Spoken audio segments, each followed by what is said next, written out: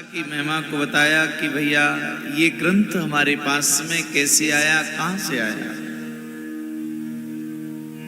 निगम कल्प तरोर गलितम फलम शुक मुखाद अमृत द्रव्य संयुतम। निगम कहते हैं वेद को। वेद रूपी कल वृक्ष का पका हुआ जो फल है वो फल ही श्रीमद् भागवत है।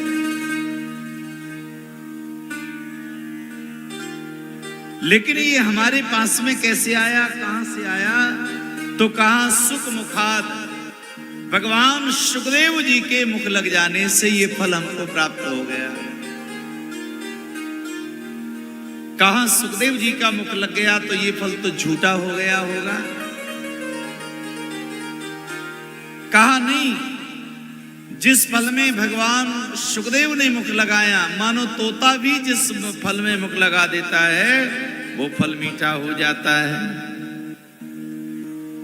ये फल पहले से ही मीठा था, लेकिन भगवान सुखदेव जी के मुख लग जाने के बाद इसके मिठास में और ज्यादा वृद्धि हो गई है।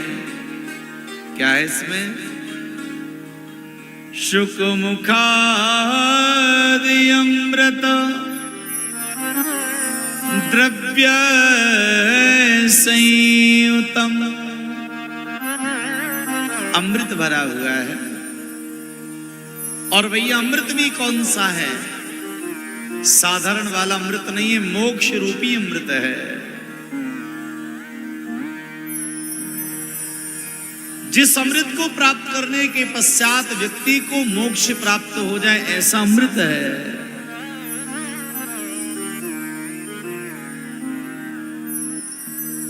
तो हमें क्या करना है? पिबतु भागवतम रसमालयम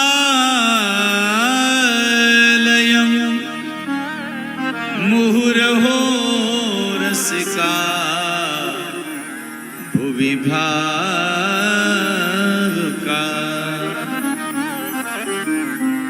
इस भागवत रस को हमें पीना है।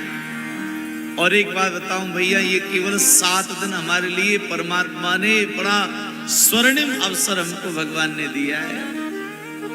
संसार के जो दैनिक कार्य हैं ये तो पहले भी थे, अभी भी हैं, आगे भी चलते रहेंगे। लेकिन भैया ये सप्ताह कथा यदि हम श्रवण कर लें तो महाराज हमारा वृंदावन में आना सार्थक हो जाएगा। महाराज इस कथा रस को हमें पीना है। पिबतु भागवतम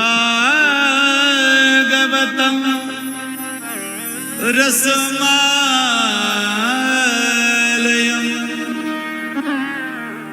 इस भागवत रस को हमें पीना है। अब कितनी बार पिए? आप सोचेंगे हमने तो बहुत कथाएं श्रवण कर ली, कितनी बार अब सुने?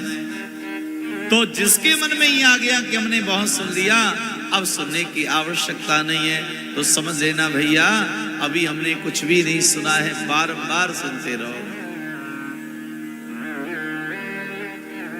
बाबा जी लिखते हैं, राम कथा जे सुनत अघाई।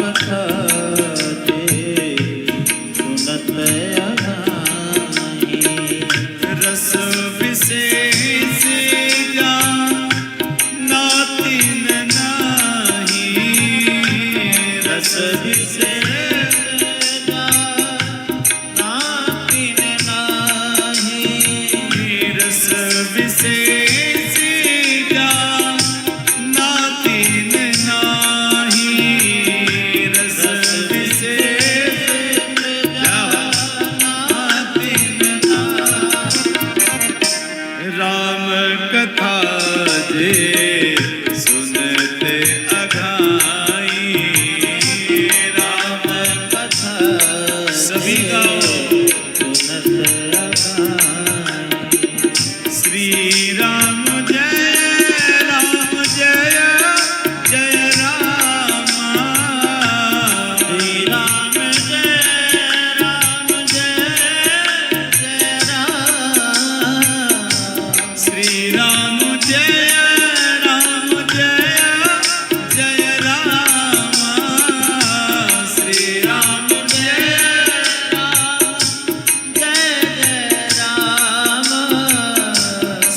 राम जय जय राम, श्री राम जय जय राम, श्री राम जय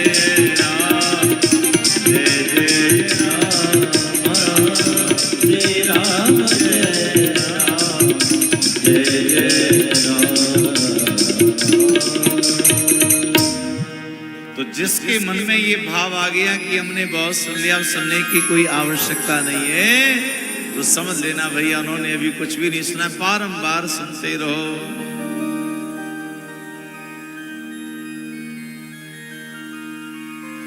जब तक रहेगी जिंदगी